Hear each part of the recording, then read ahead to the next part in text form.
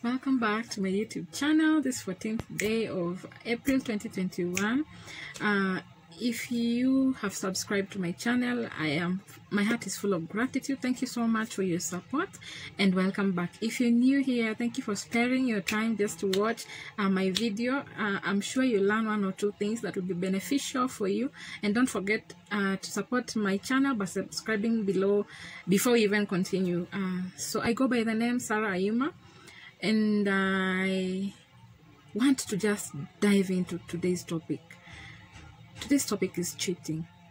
I'm in my African kitenge just to represent African women out here. It's really a sad state of affairs when sometimes they just peruse through some comments. Sometimes I'm even talking to my friends who are married, and people are just discussing this topic like it's nobody's business. And it's sad when you find a woman blaming herself to a point of getting depressed because of someone else's mistake. Because for me, so what is cheating? In the Bible, it's an extramarital affair. It's an extramarital affair, and I choose to stick to this definition. I know many will have their own definition of cheating, but for me it's an extramarital affair because it involves sex, okay? And sex is only for the married.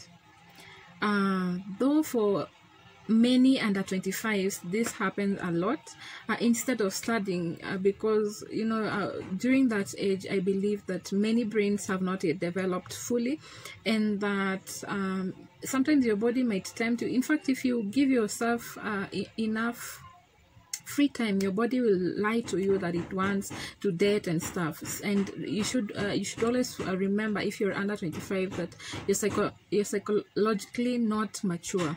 You don't even understand yourself. So when you don't understand yourself and you dive into this thing called dating, you're bound to make several mistakes.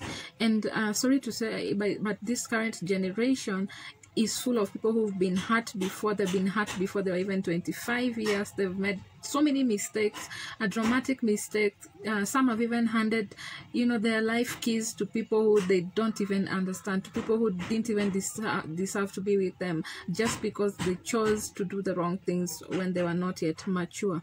So instead of studying and developing oneself, and I'd urge all under 25s to just take a break, take a breather, understand that you're not psychologically mature, and do something different. Do something for yourself instead of dating, instead of diving into this arena. If it's not wrong to have male friends if you're a woman, but keep it at that. Keep it at that, and respect God and respect your body. Respect your body and respect God. Don't indulge in any relationship if you are below 25. And I'm going to dive into this psychology thing later on in another different video for under 25. So if you're under 25 years, don't stop your studying, don't stop developing yourself, and don't start dating. Just wait.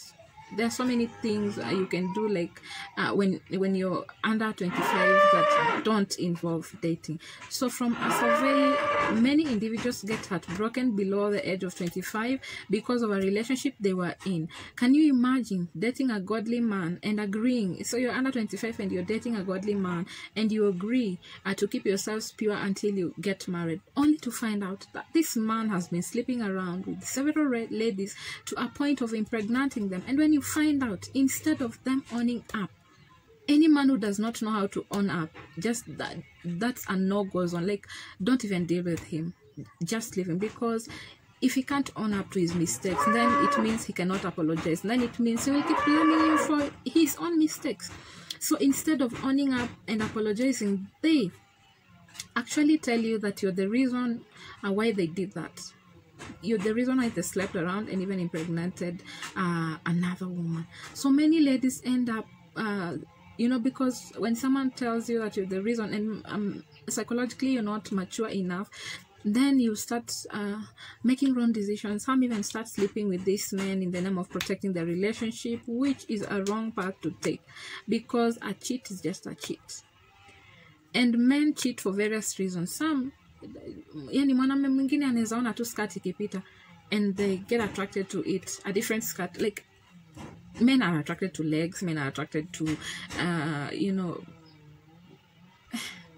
busts. Men are attracted to behinds. Men are attracted to different things. So there are men who will never be satisfied, okay?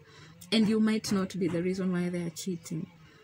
I think even in the Bible, the only reason that gives room to someone to cheat is when you deny them their conjugal rights. But again, that's not even a reason enough, because anyone who has self-control will stay. I know of men who've stayed even for a year without having a sex, but they've never cheated.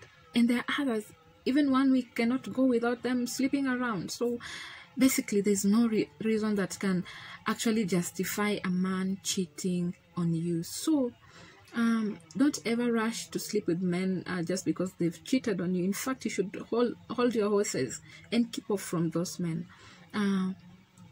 Especially if you're under 25 and you're not married. Don't ever do this mistake. Some, it's even a curse from their lineage. In fact, there's a man who was saying that babu yake alilala na wanawake wengi akawapa watoto, so babake akalala na wanawake wengi akawapa watoto, so hata yeye anajipata tu amelala na wanawake wengi he's not even remorseful of his actions. In fact, he's justifying them. Mwingine mpaka akasema, if David did that and passed on to Solomon, who am I not to do it? So, you know, in such men, you can just quickly pick this man doesn't even respect themselves, okay? This man doesn't love himself, because if he loves himself, then he will not expose himself to that arena. You know, when you start impregnating many women, then even your pocket, mfuko wako unatoboka, maana watoto watalishwa na nini? Si ni wewe tu bado uta maintain watoto, unless you want to be a deadbeat dad. So if you love yourself and you're a man, you'll not go down that path. Number 2, if a woman knows that you're cheating on her, chances are she's also cheating on you. So you might have kissed this woman and slept with her, but the number of soldiers that you've connected yourself to are so many. There's this joke that was going around that you might have kissed one person, thinking you've kissed one person, but in reality you've kissed 100 people. So if you do not want to risk yourself, if you love yourself so much, you will learn to have self-control as a man, and you learn to keep your zip intact for your woman. So some it's a curse and they choose not to break it because hawezi amua nini kilichofanyika in your past. In fact, hawezi amua what happened in your lineage, but the difference is your choice of action. Do you choose to act differently, or do you choose to carry forward that curse? So if it's a curse, then choose to break it, choose to act different, choose to pray about it, choose to break those loopholes, you know. And because if it's in your lineage, then you're more vulnerable to doing it. So be very conscious about it if you want to live differently. Some are just adventurers. As I said earlier, men are attracted to different women's body parts and stuff, and some it's just their way of life. But at the end of it all, if a man cheats on you, be quick to note that they don't have self-control. Be quick to note that you cannot entrust your life with them. Be quick to note that these are not people you can stick around for a long time if they don't decide to change. And you should ask yourself as a lady if you're willing to stick around such individuals who don't have self-control, because for you and that guy to be an item, you'll have to risk it all for him. So is he willing to risk it all for you, or is he just going to go about his life like nothing ever happens? Take 2. So you got married to this man that you thought was righteous, that you thought was respecting God and all. So, and you sacrificed your all to cover his name in dignity. You know, there are ladies out here who work for their men, when in reality it's the man who's supposed to work for the woman. There are women out here who earn salaries that hawajui zinaenda wapi, maana wanafanya kila kitu katika hiyo nyumba. So you even hosted him, you bought him a car, and this is a story that I saw on Facebook. You bought him a car only to find out that this guy is actually bringing ladies to your house, a house that you're paying rent for, a house that you bought every single thing from spoons to chairs to electronics. This guy is bringing ladies to this house, assuring them that this is his house, okay? And sometimes he even uses that vehicle to drop them off. You might even have decided to sacrifice your life for him by getting pregnant for him, only for him to cheat on you during your pregnancy. I mean, I've had so many stories of married ladies who some even conned in the name of supporting this man. And you tend to ask yourself, what really goes wrong? In fact, one said that she had even taken a loan to help kickstart her husband's business, only for it to start making profits and this guy vanishing. So she was left there alone with a loan to pay back, you know, not being in a position to even enjoy the profits, everything. You know, in fact, there's a time that her salary was being deducted, and she was a bank lady, by the way. Her salary was being deducted to a point that anabaki hata hana fare, hana chochote, hawezi garamia rent, hawezi garamia all those things. And there's a day she even went to the road, and this is where depression kicks in, ladies. She even went to the road and stood there for a vehicle to hit her, so that she can die. And you know, nothing happened because God had a plan and purpose for her life. So eventually, she used to walk to work every day, and I think days became weeks, weeks became months, months became years, and she cleared that loan and she started earning her salary back. And then this guy started appearing because they hadn't gotten an official divorce like many would expect. They were just living separately. So this man one day came with tattered clothes to her place. The lady opened the door for him. She even cooked for him, and even because she still had this guy's clothes in her house. Now, by this time, she had built her own house, and so she even gave this guy a clean shirt, a clean clothes, and the next day she asked him to leave. You know, for the sake of respect of their old days. That's what she, you know, made her do all these good things for this guy.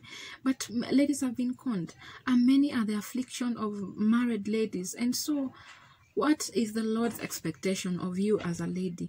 And remember, you are not the reason for his misbehavior. As I said earlier, cheating is a choice. And don't waste your prayer time, ladies. Don't waste your prayer time praying for him. Instead, pray for yourself that his wrong decisions don't end up affecting you health-wise, physically, emotionally, financially. If your man, because in marriage, the man is the head of that relationship. So if he makes wrong decisions, pray that it doesn't affect you negatively, that God still protects you. Don't pray for this guy to stop behaving badly. Pray for yourself that God will protect you, that God will enlighten you, that God will give you strength and wisdom on how to handle the situation. I know that you will be full of rage if any of the above things that I've mentioned will ever happen to you or has happened to you. But trust me, there's nothing under the sun that is new. And not all men are dogs. I've come to hear this statement from many women, especially single mothers. They tend to maybe put all men in one basket, calling them dogs. Just because you met a man who lacks self-control doesn't really mean that all other men out here are like him, and that all other men don't have self-control. There are men I know that are very loyal. I know that you know, can even stay for a year without having any sexual intercourse. I know of men who love themselves, who respect themselves, who have a plan for their own lives.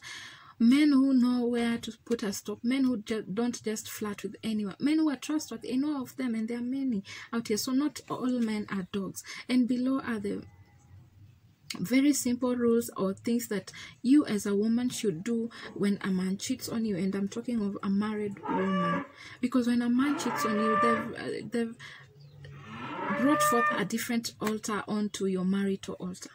Okay, and people should understand that in the spiritual realm, this man has defiled the marital bed. They've defiled the marital altar. They've raised another altar on that marital altar. So they've really decided to do these things. And usiwahi keti hapo ati unajaribu kufunika jina lake, au ni mzuri sijui amefanya nini. No, he has done a mistake. And even in the spiritual realm, there is some glory yenye amejitoa, amejiondolea, ambayo will never come back. Like things will never be the same. Okay.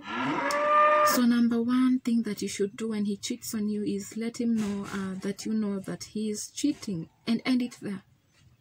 After letting him know that you know that he's cheating, end it there. Don't waste your time investigating further. Instead, tell him that you are bound to protect yourself further, since he can't be trusted with your life.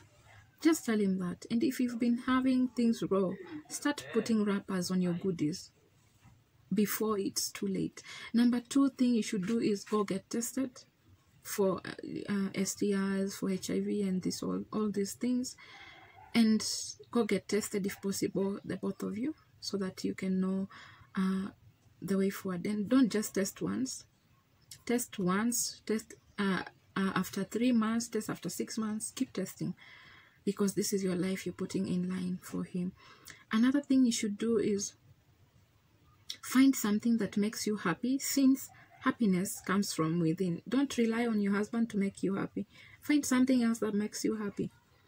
And if it's shopping, because I know many ladies like shopping, just go out and shop. If it's going for movies, take yourself for a movie and two. If it's hiking, go for hikes. If it's swimming, go for swimming.